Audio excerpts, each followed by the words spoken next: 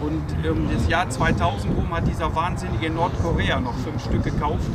Es gibt Fotos im Internet, der hat sich der Raketenwerfer drunter gebaut. Also, das war aber, glaube ich, sein Vater. Das war, glaube ich, nee, der Sohn. Diese Technik hier ist Technik Zweiter Weltkrieg. Ihr seht das zum Beispiel da an diesem Loch. Weiß einer, wofür das Loch da sein kann im Rumpf? Einer eine Idee, das findet man auch bei der Me 109, ja, das führt ins Cockpit. Das ist ein Ausschussloch. Und zwar, genau, ich habe einmal im Jahr, der hat 6000 Stunden Linie in Sibirien geflogen. Und wenn die dann nachts irgendwo in der Taiga Verwundete geholt haben, dann haben die da mit weißer Munition rausgeschossen, ob irgendwelche Rentiere oder Elche da stehen. Die hatten ja keinen Funk, kein Licht, nichts.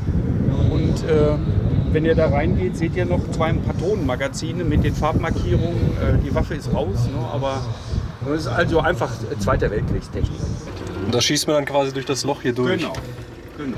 Naja, das Flugzeug selber hat 2 Tragflächen, das fliegt schon ab 90 km/h, kann 1,8 Tonnen zuladen, also da kann man Golf reinfahren, schleppt er weg und ist nach 200 Metern in der Luft.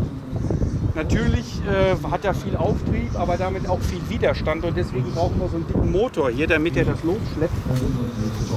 Das ist ein 9-Zylinder Sternmotor, 30 Liter Hubraum. 120 Liter Motoröl gehen rein und das Warmlaufen lassen, das kostet schon so 40 Liter Afgas, rechne ich damit.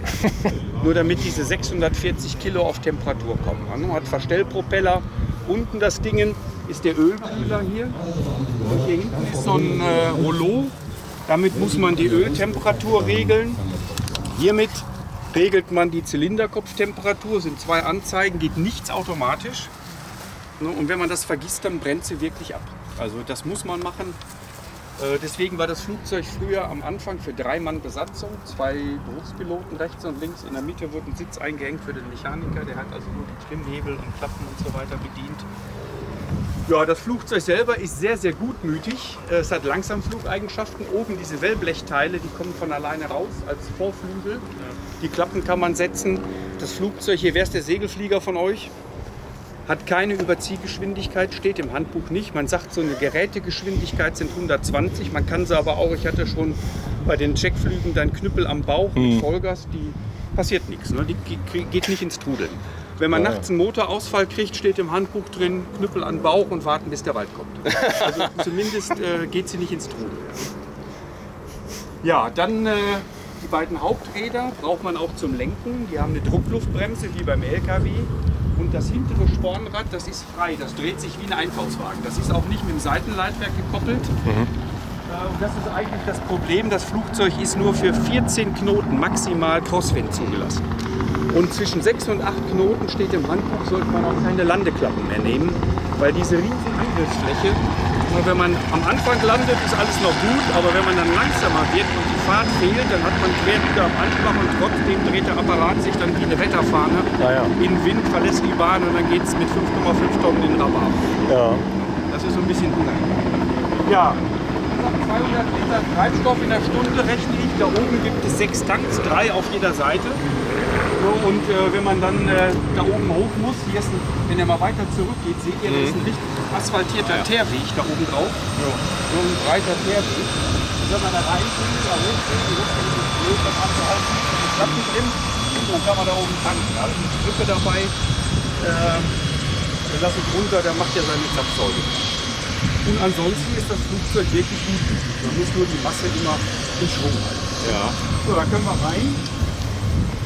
Das Flugzeug selber hat hier noch eine Fotoluke. Ihr werdet gleich, ich kann den Boden halb auffahren. Da hing, das war bei der Interflug, Bildflug unter ziviler Registrierung. Aber da hing eine russische Kamera drin, MK6 Multispektralkamera. Und die haben damit zivile und natürlich auch militärische Bodenbeobachtungen gemacht. Werden Tunnel gräbt. Aber deswegen ist das Flugzeug so gut erhalten. Fotos kann man nur bei gutem Wetter machen. Komm rein. Genau, immer schön in die Mitte auf die Leiter. Die wird beim Fliegen ausgehängt. Könnt ihr ruhig nach vorne gehen. Ja. Johannes, warst du schon mal? Nee. Als letztes Mal hier war. Ja, 2005 war das, glaube ich. Ja, 15, ja genau. So, deswegen gibt es da rechts noch den Kasten, da ist Kamera, Bedienung ist da drin. Und dann kannst du dich auch mal rechts und links hinsetzen.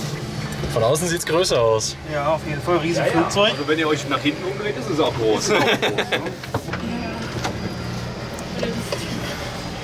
Ja, ihr merkt, es ist sehr warm in dem Flugzeug da vorne. Ja. Aber das ist noch nur die halbe Wahrheit, weil diese 200 Liter, die der pro Stunde verbrennt, direkt vor euch, da wird ein Großteil in Lärm umgesetzt, ein kleiner Teil in Vortrieb, aber auch ganz viel in Hitze. Und diese Hitze, die kommt hier hinten rein, es qualmt auch manchmal beim Anlassen hier aus den Uhren.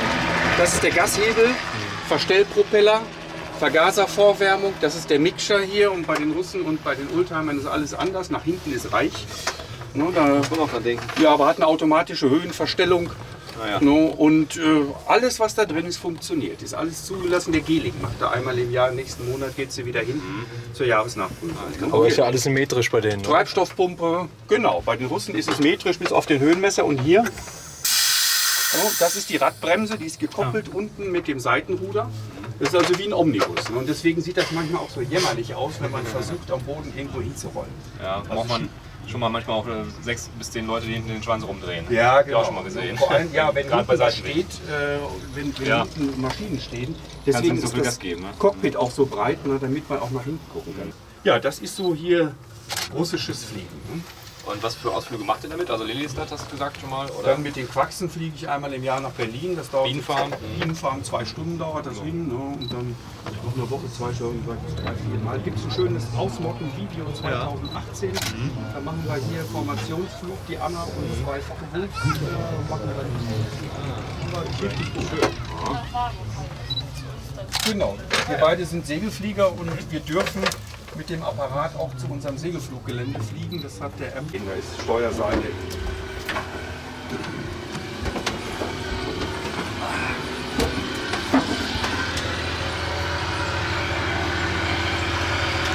Ja, das hat man die Flieger, die auch noch nicht mitgekriegt.